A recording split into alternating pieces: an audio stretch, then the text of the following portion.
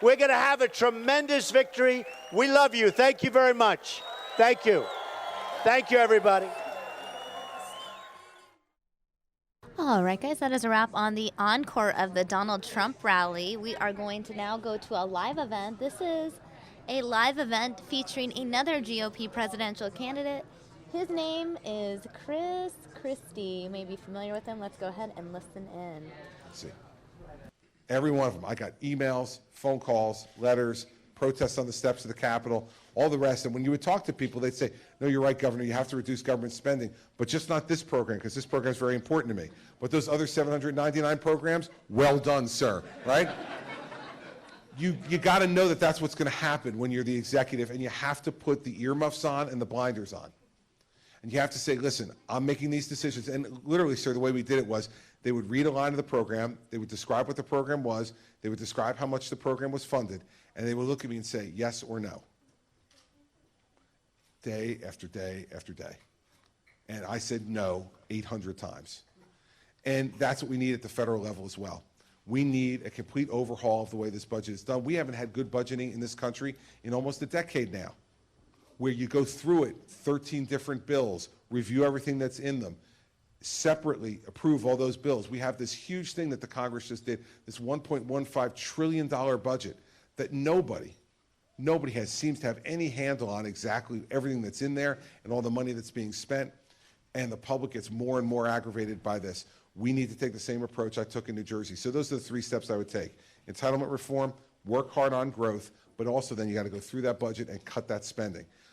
If all you do is cut, you're not going to get your way to fixing an $18 to $19 trillion problem. That's why growth is so important too. But you got to do all 3 legs of the stool.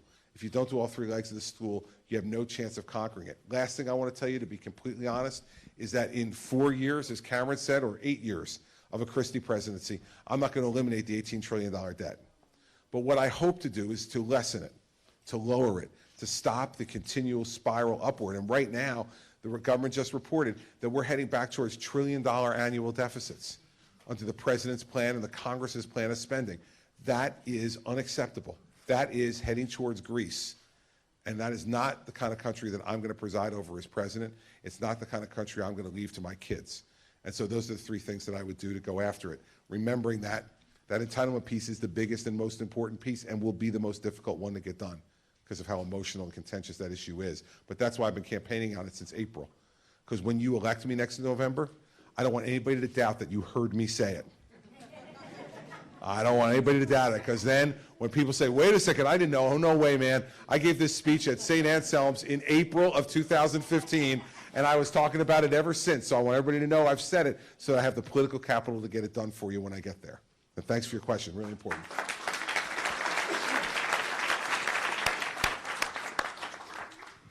How are you doing? Thank you very much for coming out here.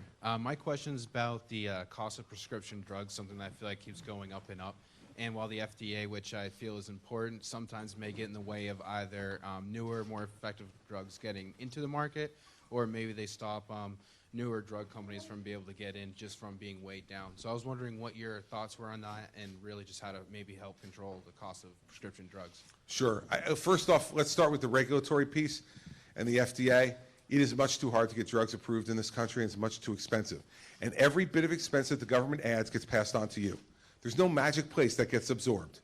You know, it's like, you know, my mother used to say when I'd go to the store with my mother, I was a kid, she'd say, would you go to the store with me? I was the oldest son, so I had to go and carry the groceries and all the rest. And I always figured maybe I'd get something out of it, right? So we'd be going through the grocery store, and I'd say, well, can I have that? And my mother would say, sure, you want that? You can have that. I'm like, oh, great. She goes, but wait, before you pick it off the shelf, she goes, we need to go home first.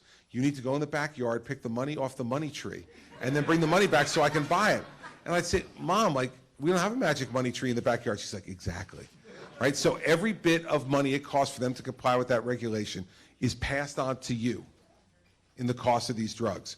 So we need to streamline this. This is part of the Obama legacy that I'm going to get rid of very quickly as president. 81,000 pages of new federal regulation just in 2014. We haven't gotten the tally yet for 2015, but I'm sure it's gargantuan also. He is regulating us into oblivion, and every bit of this regulation costs people money. And so part of it is to get the regulation back down to a reasonable level. Secondly, we've got to invest some more money from the government perspective in the development of these drugs. We have to become bigger partners in it. This past year, the president increased the budget for the National Institutes of Health 0.1%. Well, here's the problem. We talk about Medicare and Medicaid. 75% of all spending that we do on Medicare and Medicaid is in the last 3 years of life. All right, so why is that? Because chronic diseases get worse as people get older, and it becomes more expensive to care for them and treat them. So the big four diseases, cancer, heart disease, diabetes, Alzheimer's, will cost us an enormous amount of that 75%. My theory is let's spend more money up front to try to find treatments and cures for those diseases. Not only will it enhance quality of life and lower the cost for drugs, because if the government is partners with the private sector in that, that's less private sector money that's put into it, and the price doesn't have to go up nearly as high for R&D and regulatory compliance. So let's spend more money up front, because it will not only increase quality of life, it will lower costs that we spend at end of life to take care of people. And will help us continue to be a cutting-edge economic engine in healthcare. Because when we develop these great treatments and cures, that helps to create enormous economic activity for our pharmaceutical companies, which helps to grow jobs and increase our economic activity. So it's a win-win for everybody if we invest more money up front. So my view is lower the regulatory burden to get drugs approved, to stop adding that enormous expense to the research and development of new treatments and cures, and increase the government investment in through the National Institutes of Health on a merit basis.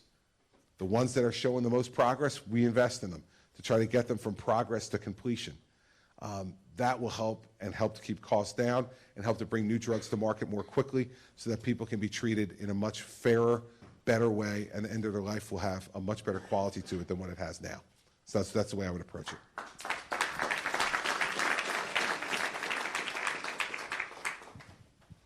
Hi, I'm Dave Winslow. It's great to meet you, Governor. Good to meet you, Dave.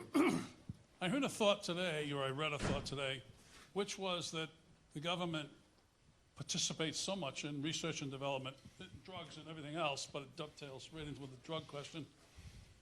Why isn't there some way the government can become partial owner, somehow rebated for all the contribution it makes to those developments? And as it is right now, the companies that do the development itself gets all of the profit that's yielded from it. Maybe by shortening the amount of time that the patent rights exist for them, something along that line. Well, listen, I don't think that shortening the patent life would necessarily increase the ability of the government to share in profits. And by the way, I've done a couple of things since I've been governor where we've made investments and we've shared in profits going forward with folks. That's not impossible to be able to do, to make back their research and development dollars and make a reasonable profit for their shareholders, because we're a free enterprise system. Unlike what Bernie Sanders thinks, we're not socialists, not yet. And so we want to keep a free enterprise system, at least I do. And so I do think, though, that the idea of partnership, as I talked about with this gentleman, National Institutes of Health, can be expanded as well. And if the government, the government can make profit on some of these things and get a return on investment. But we have to make a significant investment to be a real partner. But that's certainly something I'd be willing to explore, and something that I've done already as governor in a number of different tax incentive situations that we've used in our state, where we said we'll give you certain tax incentives, but we want a return on that investment beyond just the tax income you bring to us. We want an extra kicker in there for us if we're going to help to front this for you. The taxpayers deserve that. So I think it's a good idea.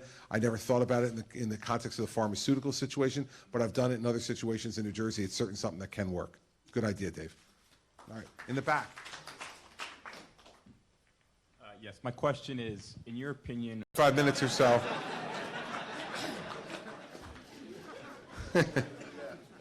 Wow. Give me a moment to gather myself. Listen, I'll give you, how about this, so that we restrict the time that I give in answering this question. I'll give you one in the foreign policy area, I'll give you one in the domestic policy area, and then I'll give you one in the leadership or management area, and we'll end at those three. And I won't put them in any order. Okay, so let's start in the domestic area. The biggest mistake he's made from a domestic perspective is Obamacare. It's not even close. It made 3 central promises to you. If you like your doctor, you can keep him. If you like your health care plan, you can keep it. And prices will go down. You didn't keep your doctor, You didn't keep your health plan, and prices have gone up. That's 0 for 3. Even for a Mets fan, that's bad, okay? 0 for 3 is bad no matter what, right? So he failed centrally, and here's why he failed, in my view. That taking that big a part of the American economy and putting it in the hands of the government is never a good idea. And making a one-size-fits-all from Washington, D.C., that then gets pushed onto every state, no matter the differences in that state, doesn't make any sense either. You know, you look at our two states, relatively close from a geographic perspective, but healthcare, paying for healthcare, accessing healthcare. Yet the Obamacare system treats New Hampshire and New Jersey exactly the same. And by the way, treats us the same as Montana and Wyoming also. Makes absolutely no sense. So what I would do is repeal Obamacare and give each of the states 1 year, mandatory, 1 year, to come up with their own healthcare system for their own state. I trust the governors and the state legislatures to make these decisions. And the reason I do is not only because I've been a governor, but because I know that as a governor and as state legislatures, you can get much greater input into what you think is important.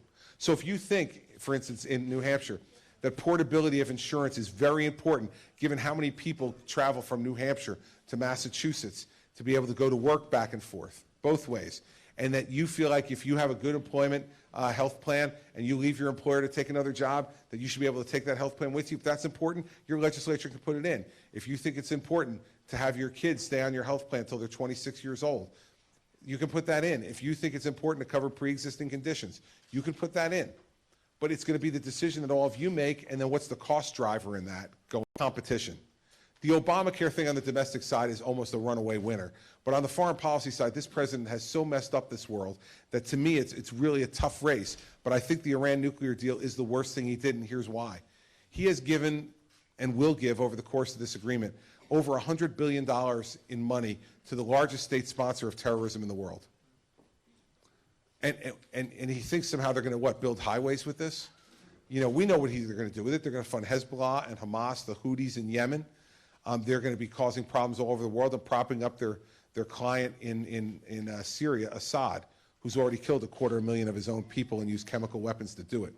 And he's put Iran on an inexorable path to obtaining nuclear weapons.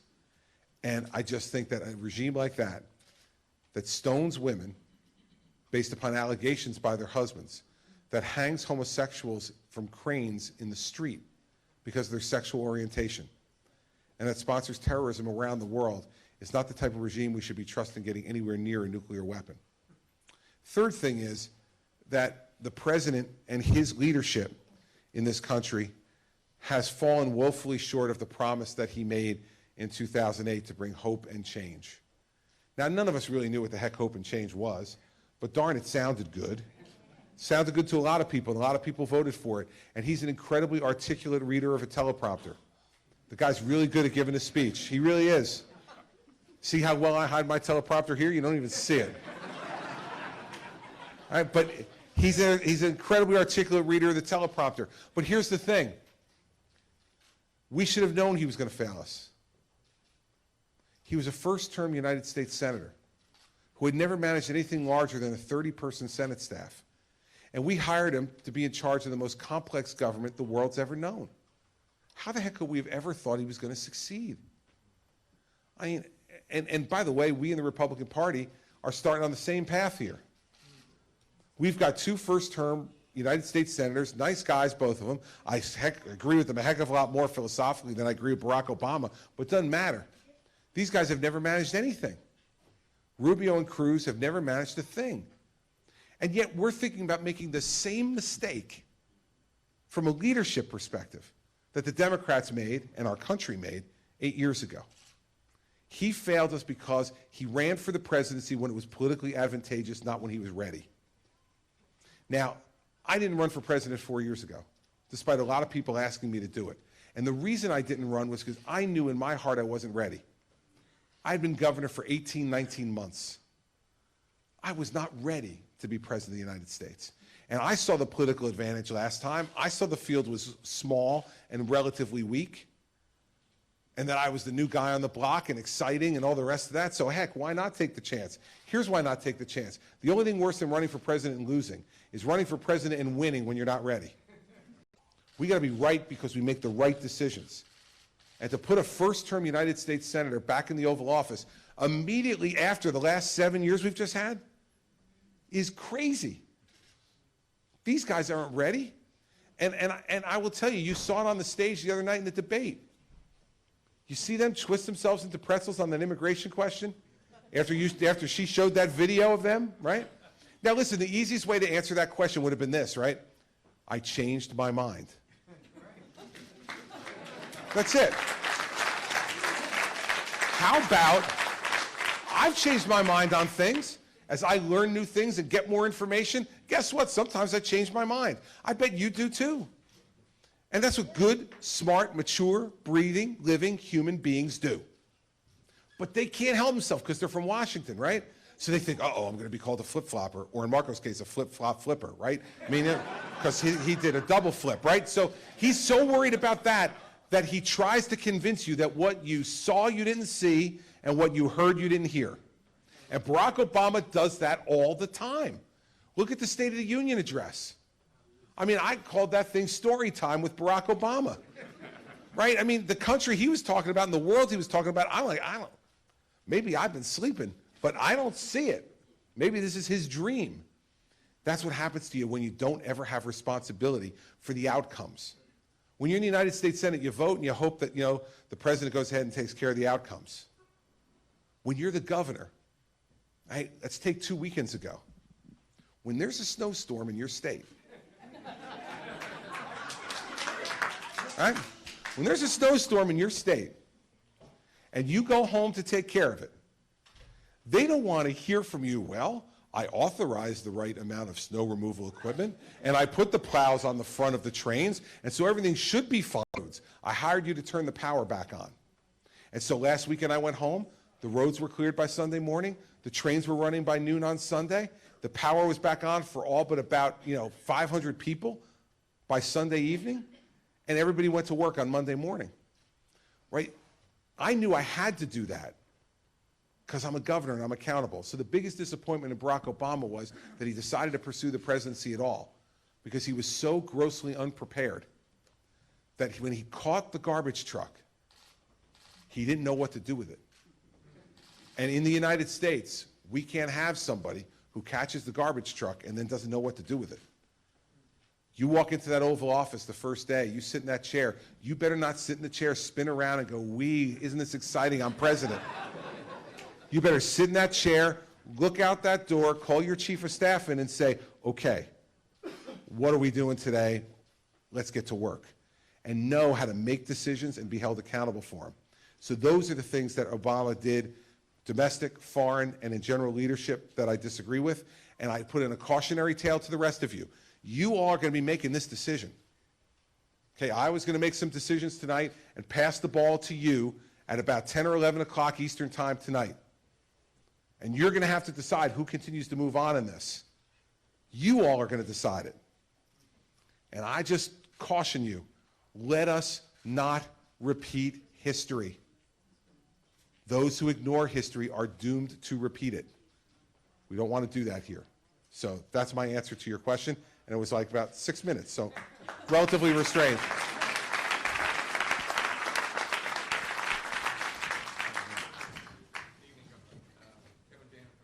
Thank you for coming here and for being in the race. Thank you, Kevin. Defining moment for me, for your consideration to be president, was an exchange you had with Mr. Baer the other night at the Hood.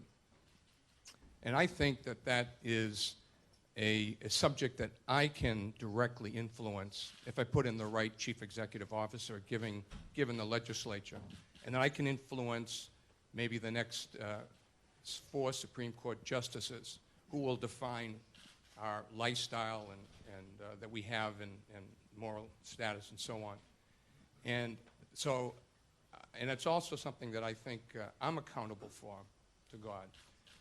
And actually, I'm not sure that any candidate, including yourself, has the answer for a lot of the questions tonight. Terrorism, trillion-dollar debt, nursing homes, jobs, emergencies. And I think anybody in that role will be calling upon, privately or publicly, God to help that situation. So I want to know a little bit more deeper what your feeling is on pro-life issues. Sure. As I support them. Thank Sure. you. Well, listen, it was very funny the other night. He asked me, and I look at the Take a Stand people, because he said, well, we know you've put forward a plan on entitlement reform that saves $1 trillion, but what else? Like, what else? How about the other 6 guys up here? I mean, they haven't put together $1 trillion of savings on anything. But like, he basically just dismisses that. Well, Governor, because he knew that's what I would say, because it was the most important thing. So give me one other thing. And you remember, I kind of smiled at him. I said, just one? You want one? Okay, I'll give you one. And the reason I named that one is this. Because, to me, the President of the United States is not just a governmental leader, he's a moral leader. If you're doing your job the best way, you are also a moral leader. This does not mean to impose my morality on anybody else. What it means is to speak from my heart about the things I believe in an attempt to change hearts. Not impose it, because we're Republicans. I'm not going to impose it. I want to change hearts. I want to change minds and change hearts. And so that's why I gave the answer I gave. And then he said, how about something bigger? And I said, listen, if you think there's something bigger than life and the taking of life, then we have I defunded Planned Parenthood in my first year as governor of New Jersey, and I've defunded it every year since I've been governor, and I've vetoed funding for Planned Parenthood 8 times. Here's why. And I got into this morning with a woman from Iowa who's a Bernie Sanders supporter, who I guess got lost and found her way to my town hall meeting. Hey, no hope. He asked if I converted her. Hey, listen, I'm good, but I'm not that good, buddy. That's a long walk from Bernie Sanders to Christie, a long walk. But she was asking me about funding of Planned Parenthood, and I said, I've opposed funding for Planned Parenthood going back, over 20 years, even at a time in the mid-1990s when I was pro-choice. And I changed my view on abortion in 1995 when Mary Pat was pregnant with our 2nd child. And so you ask about my position on life and the depth of it, I want you to understand why I became someone who was pro-life 21 years ago, because that'll explain to you the depth of the feeling for me. So before that, I was somebody who just didn't think a lot about that issue. Abortion was never going to play a role in my life. Mary Pat and I were never going to engage in that conduct, and I never spent a lot of time thinking about it. And so I was kind of what I would call a thoughtless pro-choicer. It wasn't something that I really gave a lot of time to thinking about. I knew that my faith told me it was wrong, but I did not spend a lot of time myself thinking about it. So Mary Pat and I go to our prenatal visit at 3 months. She's 3 months pregnant with who turned out to be Sarah Christie. And we went into the room. Mary Pat was not even showing yet. I came from my job. Mary Pat came from hers in New York. We met at the doctor's office.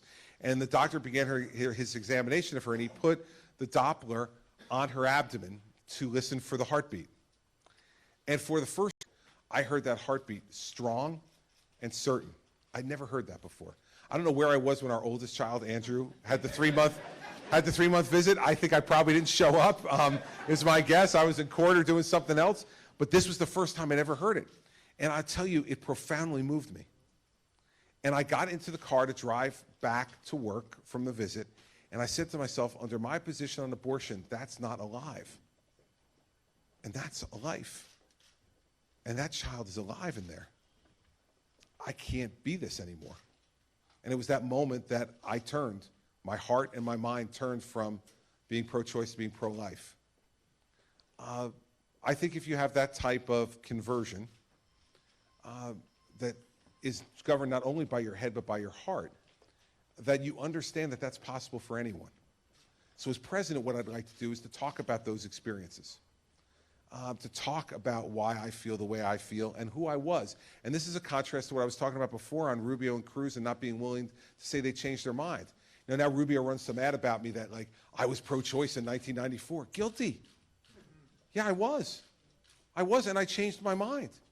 Now, it's 21 years ago, so give me a little slack. It's not like I was thinking I was running for president back then, and that's why I changed my mind, which is like the implication, right? And that's the Washington, D.C. BS political game. They try to find one little thing in your life from 20-plus years ago and try to convince you that that means that I have some character flaw. I would tell you it's the exact opposite, that my mind and my heart was open to be converted. And when the moment came, I really believe that was God's message to me. To be there that day, to listen to that he helped to create, and to have my life be changed in that way. And it has been changed now for the last 21 years. So that's where the depth of my feeling comes from in this. It comes from a personal experience. And that heartbeat at 3 months gestation inside there is now a sophomore at Notre Dame. And you know, she sent me the greatest text message tonight, you know, with the first voting happening today.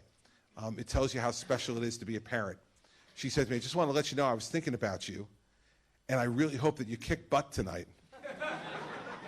And she said, but no matter what happens, I want you to know how proud I am of you and that I love you. Well, you know, that got me weeping on the plane. It got Mary Pat weeping on the plane. That's what life and love entering your heart can do. And I want to tell those stories and talk about those things so that people understand the depth of how I feel and what is possible for them if they care to listen. And that's why I gave the answer I gave at the debate the other night, because a president is not only about changing heads, it's about changing hearts. And that's what I'll try to do if you give me the chance to be your president.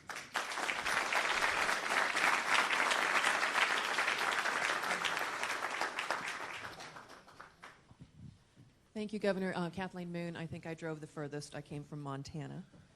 So, Kathleen, there's no doubt about that. I'm voting for Kathleen next Tuesday. I'm that part of the 40% undecided, independent. And you talked about your record in New Jersey, and I admire your first term in New Jersey as governor. But you had the benefit of line item veto. I did. You will not have that benefit in the White House. How do you propose to get around that? First, or to adjust that? First, I'd like to go to a Republican Congress and say you need to give us the line item veto back. And I think if you're a true fiscal conservative Republican, you'd be willing to give it back to the president. And we have to adjust it based upon the Supreme Court ruling that struck it down. But I think it can be done and should be done. But let's assume that that doesn't happen. That I can't turn water into wine and get the line item veto back. That's going to make it even more important for you to develop relationships up front with these members of Congress and let them know both areas you're willing to compromise on and the limits of your patience. You know, I've dealt with the Democratic legislature every minute of every day.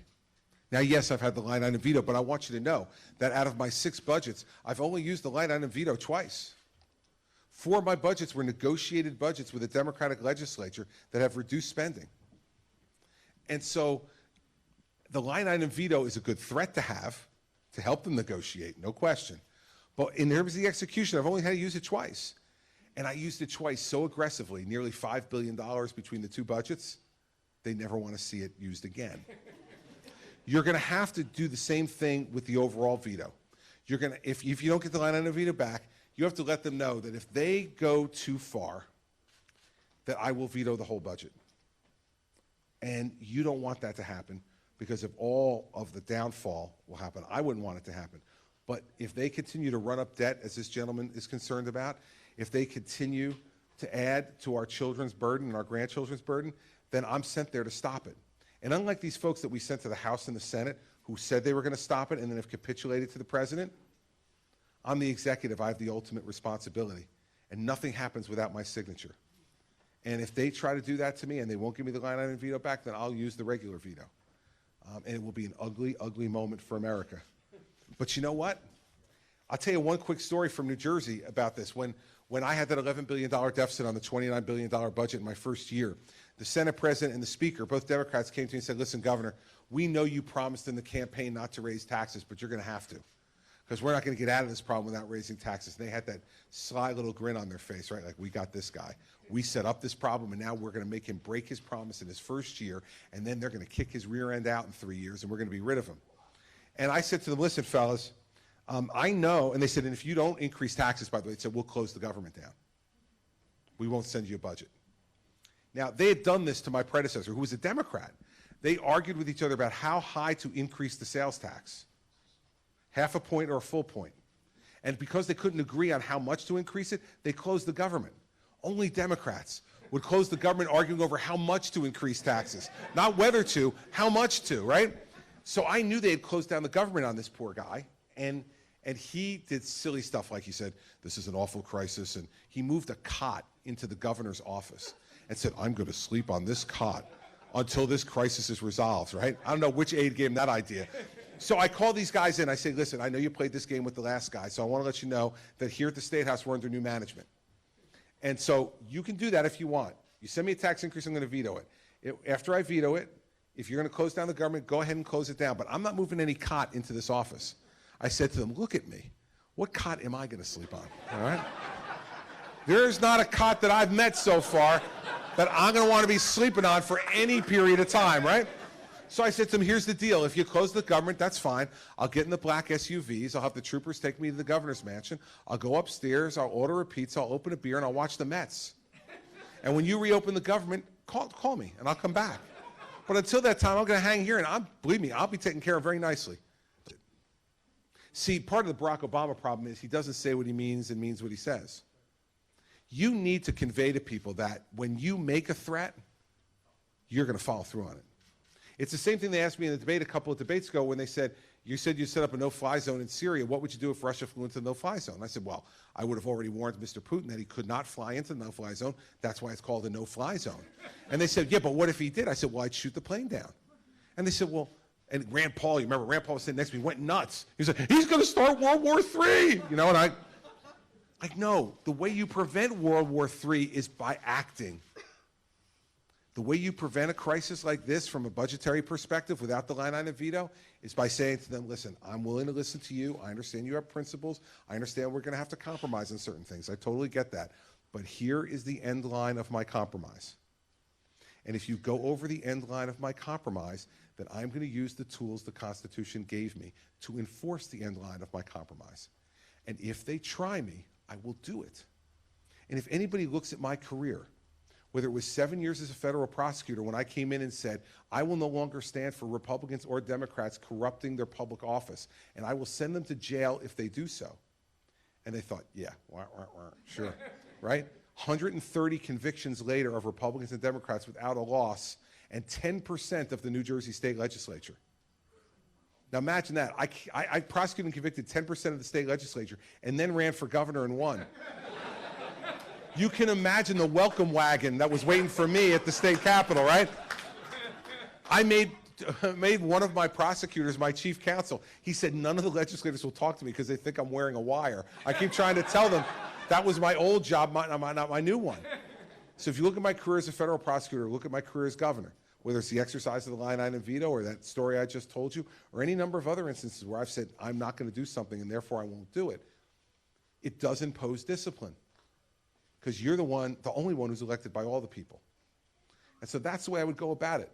All that having been said, I'd ask them for the line item veto first. Because what I'd say to them is, did you see the movie Jerry Maguire? Did you ever see Jerry Maguire? Okay. You remember that scene in Jerry Maguire where he's talking to his client who's driving him crazy, and he says, help me help you. Help me help you, right? That's what I'd say to the Congress. You guys can't do this on your own. You know it. You've been messing it up for years. Help me help you. Make me the bad guy. I'll use the line item veto. I'll take spending out. People yell and scream at me. That's fine. I don't care. That's what I get elected for. I'm not running for prom king. I'm running for president of the United States. So my argument to them would be, help me to do for you what you can't do for yourself. Let me take the heat. I want this job because I want the heat. You know, when Marco Rubio put his amnesty bill in, and all of a sudden it got hot, he ran. He didn't want the heat. You cannot put someone in the Oval Office who doesn't want the heat. Forget can't take the heat, doesn't want the heat. I want the heat. I love the heat. I love it. Look at me. You know I mean it. I love the heat. And I will bring the heat to them and for the country. So that's how I would do it. It won't be easy, but nothing worthwhile is. And you give me the chance to go up there and be tough and strong and know how to do it. Not somebody's just going to yell and scream and say, you're fired. No, not that. No, true. Come on. Listen, that's one thing you can't do, right? You can't go in and say to the Speaker of the House, if you don't post the bill, you're fired. And you can't say to the Senate Majority Leader, if you don't post my nomination for a court, you're fired. You can't do that. This is not like a fake boardroom in New York City with a 1-hour television show where the director says cut afterwards. Okay, this isn't that. This is real life, and I'm ready to fight it. You give me the chance, I'll fight it. Yes, ma'am, right there.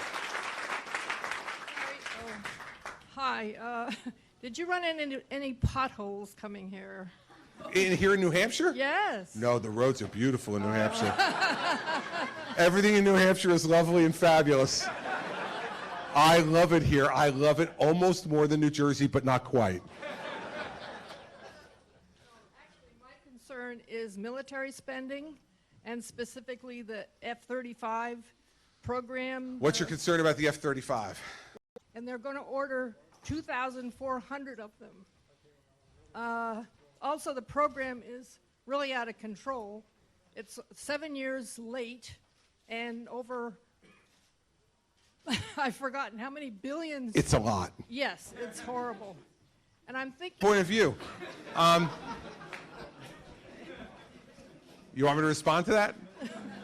I'm happy to respond to it. Listen. You could, if you took the money from that, fix all the potholes. But if we're not prepared militarily, we may have potholes we can't fix. Okay, so, all right, she didn't like that one, so she wants to answer another way. Okay, go ahead. I think one of the reasons this is out of control is the military-industrial congressional complex. That the Congress is really just rolling over for these corporations.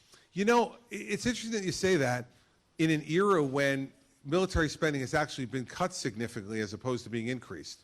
Overall military spending over the last number of years has been cut significantly. Significantly, it's a fact. I mean, I know you can like kind of tilt your head at me and go, are you nuts? No, I'm not. Sequester has cut military spending significantly and really damaged the military. Now, we can have a discussion, an argument even, about procurement and how the F-35 program may not have been, it seems, procured in exactly the right way. You and I could agree on that issue.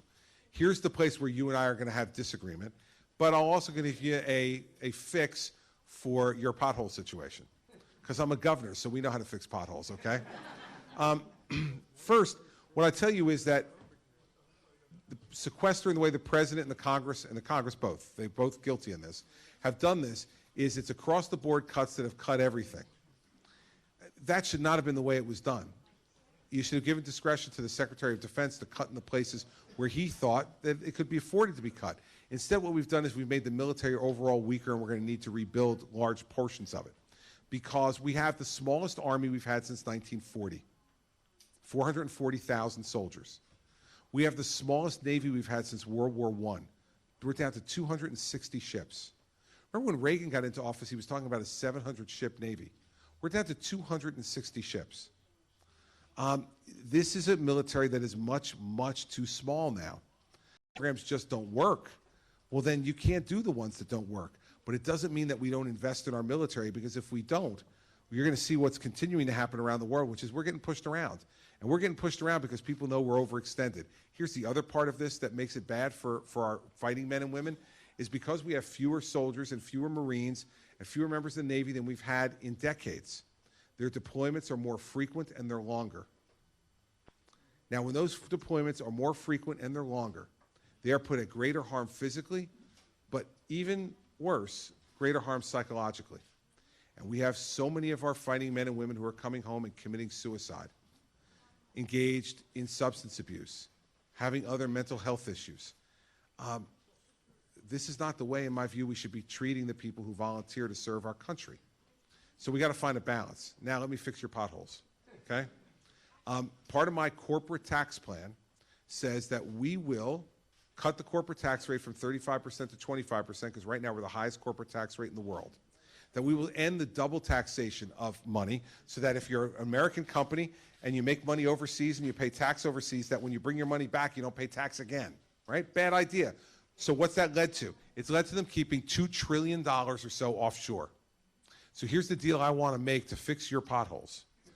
I want them to bring the $2 trillion back, and if they do, I will tax them one time on that $2 trillion at 8.75%. I'll take that 8.75% and we will invest that in rebuilding the infrastructure. 8.75% of $2 trillion is a lot of money.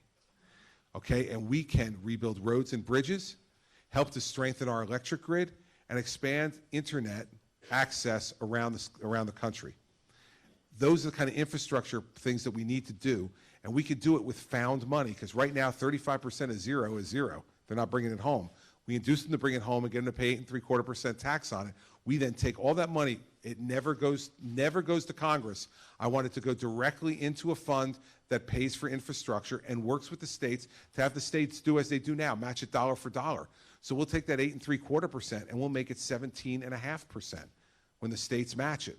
And the states will willingly match it, because if we can get half that money to fix our potholes and we only have to pay 50% to fix our potholes, I tell you, as a governor, we'll take it. We'll take it fast, and it allows us to do things for our aging bridges, our aging tunnels, and our aging roadways that will make things a lot better in this country. And I would use some of that money to protect the electric grid from terrorist attack, because we need to do that. And so, from my perspective, there's a way for you and I to achieve both of the things that we want to achieve without further weakening our military and without making a commitment one way or the other on the F-35. I think any president who comes in is going to have to look at that program and make a decision about what they want to do going forward. But let's remember this. The hardware in our Air Force is aging significantly. We're still using B-52 bombers that go back 50 years. So we need to modernize our Air Force. Now, whether the F-35 is the right way to go or not, we'll make that decision. But I will tell you this, that we're not going to be able to continue to use antiquated equipment to be able to protect our national security and our homeland security. So we got to find the balance. But then I'll fix your potholes too. You'll be happy. It'll be great.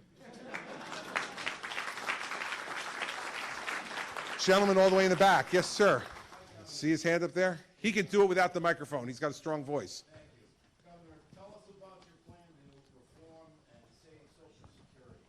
Okay, our take us pieces, because then when I call on them, it's like an open book test, right? Like you know what the question's going to be. It's great.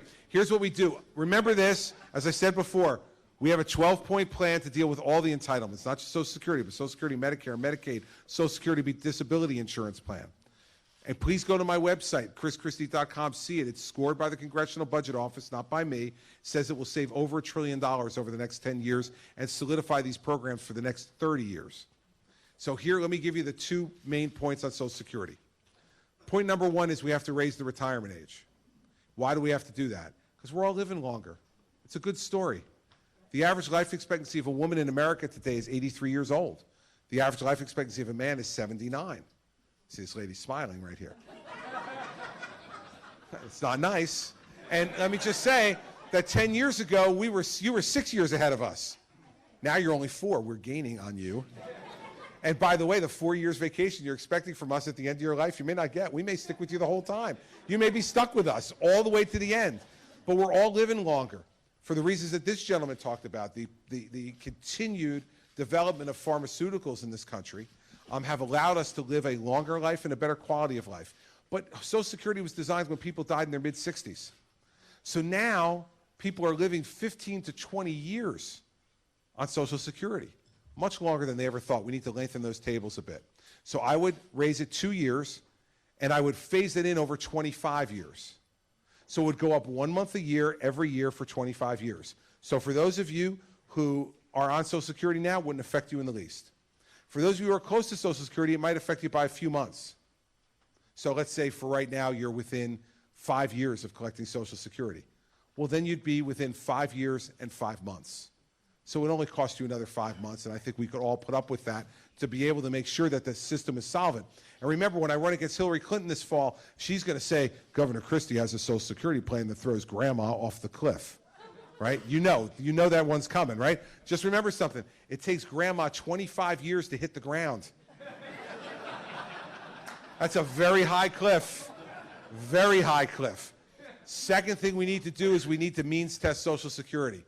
Now, I know this one ain't popular either, but it's the truth. Here's the problem. Problem is that we have a checkbook balancing issue. We have more money going out than's coming in. And worse yet, all the money that we saved before, the government lied to you and stole from you. You took that money in your FICA tax every 2 weeks in your paycheck. You put it in, supposed to go into a trust fund. Remember Al Gore called it the lockbox? Right now you're thinking to yourself, Am I thinking about Al Gore or the guy who played Al Gore on Saturday Night Live, saying the lockbox? For purposes of this conversation, it doesn't matter. It's the lockbox, right? Here's what's in the lockbox, a stack of IOUs. There's very little or no cash in there. It is nothing but government IOUs. Because starting with Lyndon Johnson in the 1960s, they stole that money. It's gone. I can't give it back to you, man. It got stolen. And so here's the difference between me and Hillary Clinton. Hillary Clinton will say she's going to fix it by putting more money in. So what she wants to do is take the cap off Social Security taxes and have more money come in that way. It's a perfectly acceptable way of doing it if you have her philosophy. Here's why I think mine is better.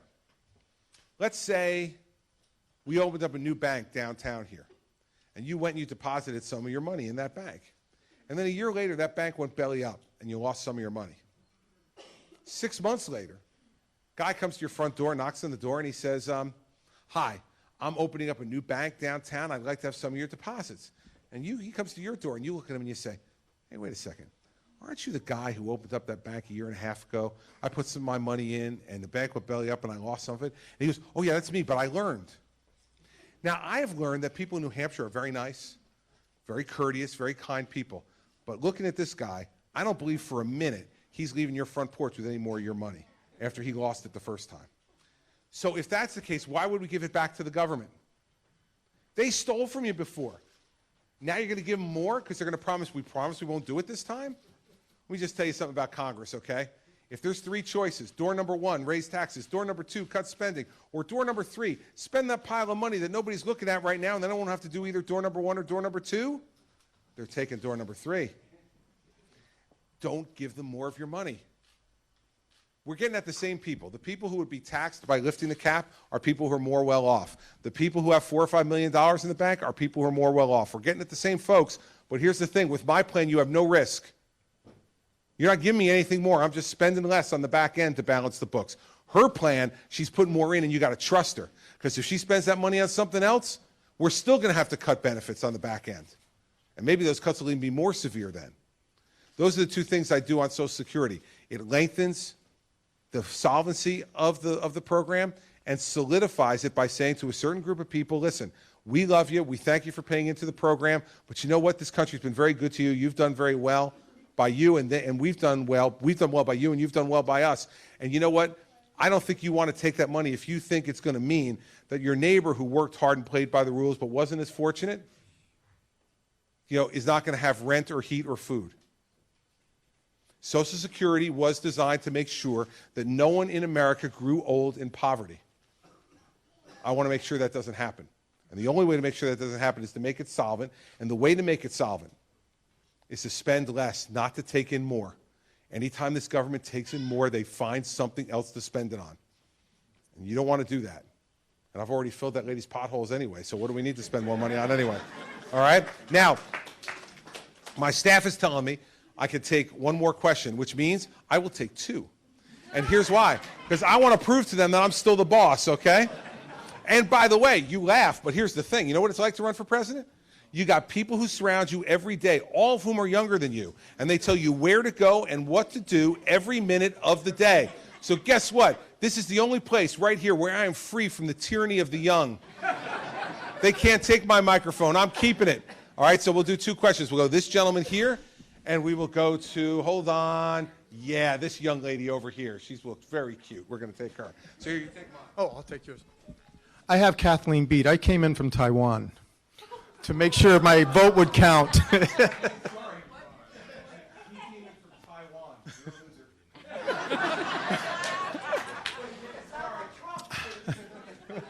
Second place in the bag. It's terrible for you. Yeah, first place.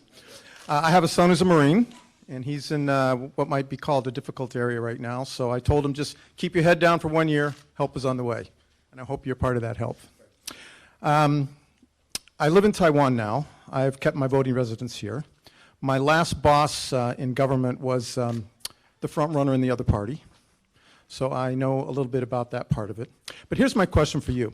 In Taiwan, all of the kids, from little kids, start learning English in school. By the time they're in 7th grade, they have to write a 3-page paper in English, write it, and then they have to read it to the class. Their literacy rate it's about a 45% read below their grade level in English. Here in this country, how many billions do we spend? In fourth grade, it's a 65% below your grade level. My question is, I was impressed with your position on Common Core, that you decided it was worthless.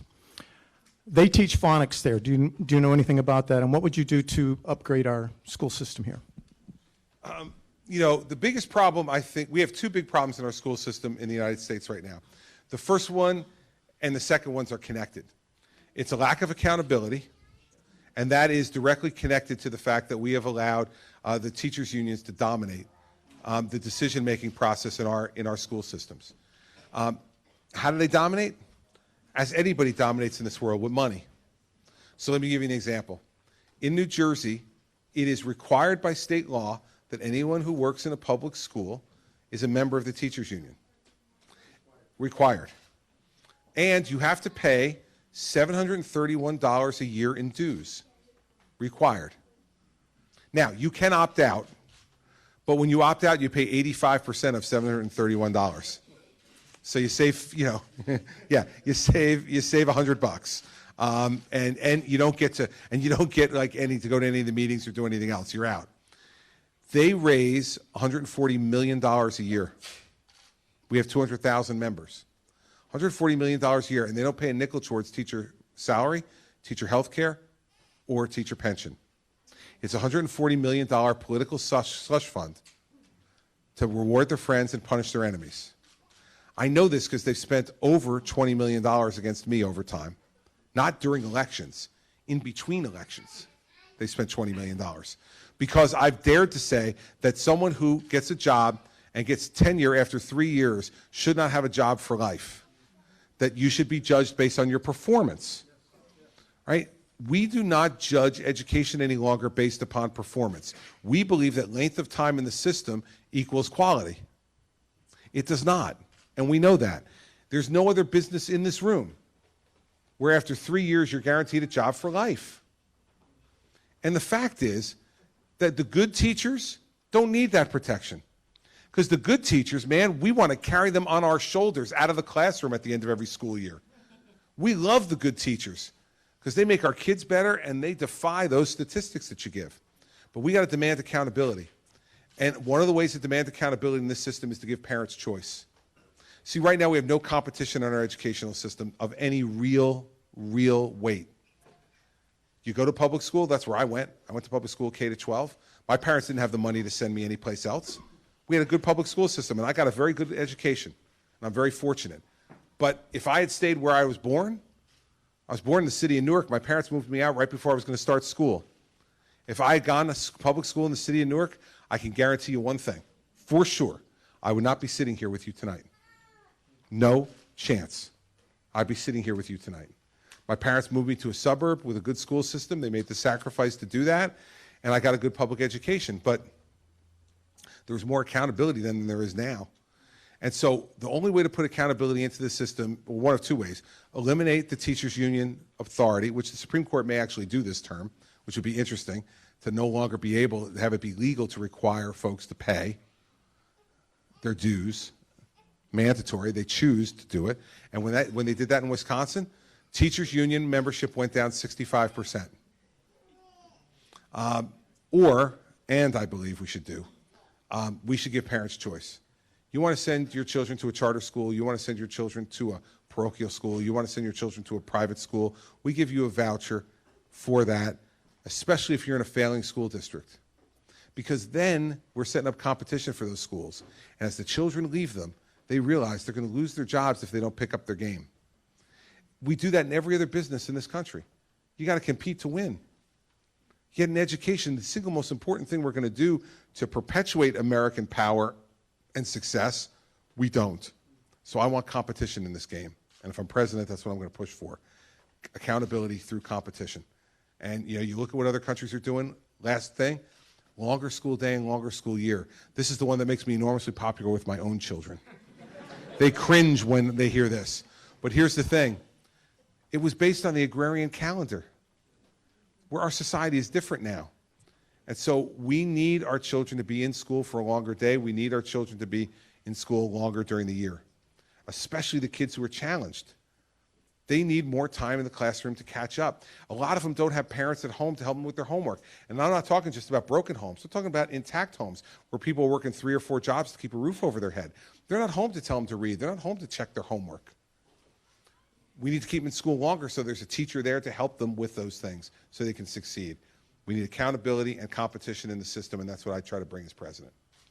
Now, this young lady right over here. How are you gonna end ISIS? How am I going to end ISIS? Yeah, if you, I'm going to answer you. What's your name, by the way? Callie, Callie. Okay, how old are you, Callie? 10. All right. So, Callie, here's how we're going to end ISIS. We're going to do 2 things. Here's the first thing we need to do that you need to be confident of if I'm president. The first thing is that we're going to protect your home. We're going to protect our home. We're going to protect America first. So what we need to do is to make sure that we figure out what these guys are trying to do before they do it. Right? So if somebody's going to do something bad at school, right, and teachers hear whispering among kids and they hear what they're planning to do, the teacher steps in before it happens, right, and stops it. That's what we need to do with ISIS. We need to find out on the internet, over the telephones, and all the other ways that they're making these plans. We got to get there before they get there, and we have to stop them so that you can go to school every day and feel safe. Your mom can go to work every day and feel safe, and everybody can feel comfortable that when we do things inside America that we're going to be safe. So that's the first thing you should know, and I would promise you as president that when I wake up every morning, I'll be thinking about you and your friends and your family and keeping them safe, because that's the most important job a president has. Now, that's keeping them out of here, but that's not solving the problem. That's just half the problem, right? Because they're causing problems all around the world and killing people all around the world. So then we got to put together all of our friends around the world, our friends in Europe and our friends in the Middle East, our Arab friends in the Middle East who think ISIS is bad too, because we need to have all of them fight with us. If America does this alone, ISIS will say it's just because America hates them, and that's not true. But if the rest of the world's all gathered together, all the rest of the world's gathered together, they can't say it's just America. It's England, it's France, it's Germany, it's Turkey, it's Saudi Arabia, Jordan, Egypt, the United Arab Emirates, Qatar. All those people come together and we all fight them together. Not only will we beat them quicker, but we also will show that the world believes that what they're doing is wrong. Because what they're trying to do is to scare you into making sure you follow their religion. Whatever your religion is, and I don't need to know it, whatever it is, I want you to follow the religion you believe.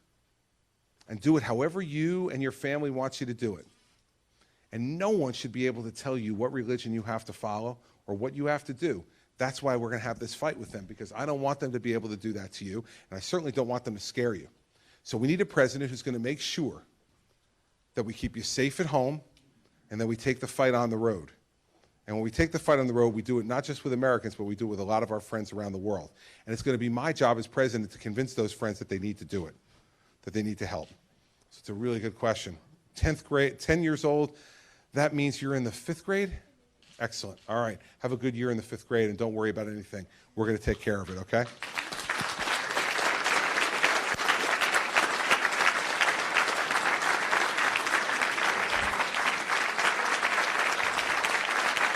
All right.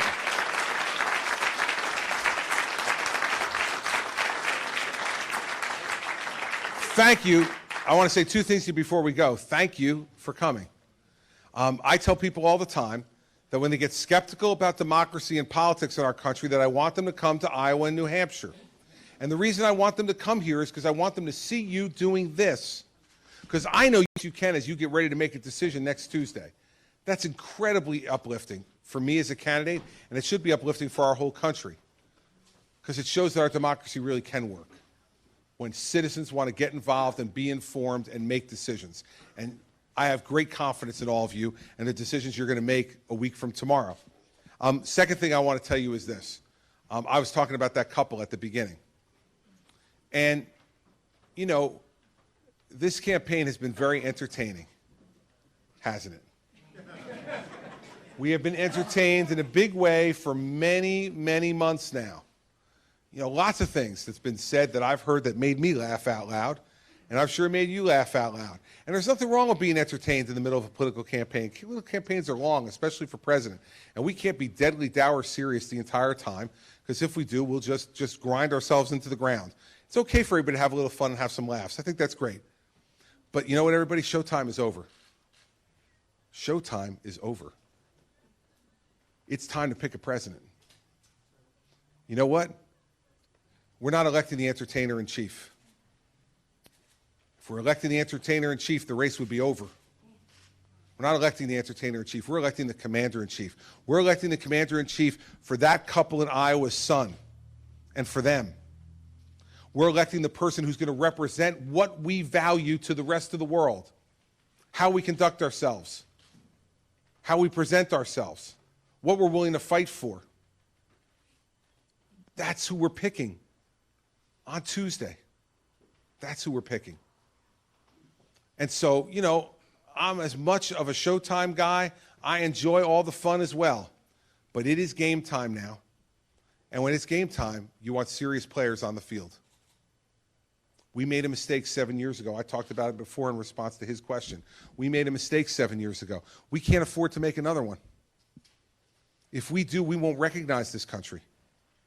We won't recognize it 4 years from now. And you all are the most powerful people in the world right now. For the next 8 days, you are the most powerful people in the world. Because the American presidency is the single most important job in the world. And you are going to take this field from 10 or 12 down to 4 or 5. And the other 48 states, they're only going to get to pick from those 4 or 5. You're going to narrow this field significantly. And here's what I'd ask you to do. When you're making that decision, think about who you want representing this country to the world. Think about who you trust to have their hands in control of the largest and most powerful military the world has ever known. Think about who you think is prepared not only to go down to Washington and burn the place down, which it needs to be done, but who's going to rebuild it after we burn it down. Because we can't just leave it in ashes. We need a national defense. We need homeland security. We need a solid educational system. We need to take care of health care for our seniors. We need to do those things, and we need a government to help us do it.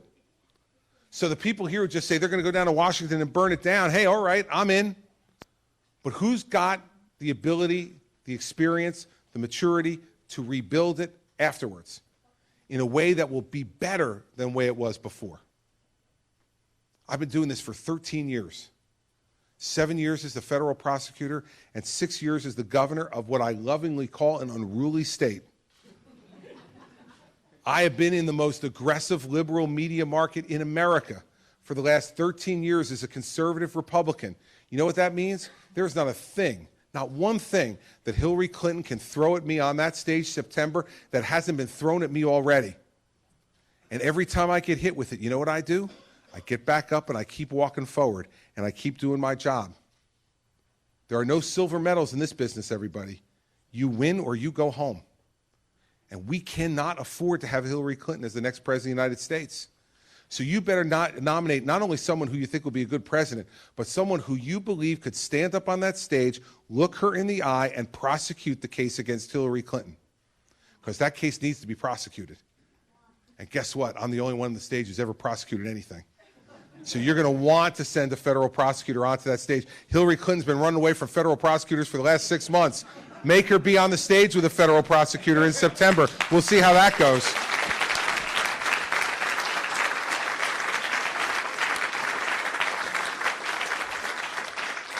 So I thank you for coming tonight. And I want to end by doing something that a man from New Hampshire, whose name I don't know, demanded that I do. Back in August, I was doing a town hall meeting. I got done with the town hall meeting. Guy came up to talk to me, said he really liked everything I said. Really supportive, love your style, think you're great. I said, well, thank you, sir. And he goes, and I'm not voting for you.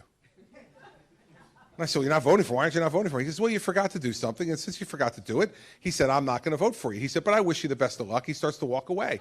He's like in his mid-80s. I said, excuse me, sir, could you come back here? I said, like, you tell me I didn't do something.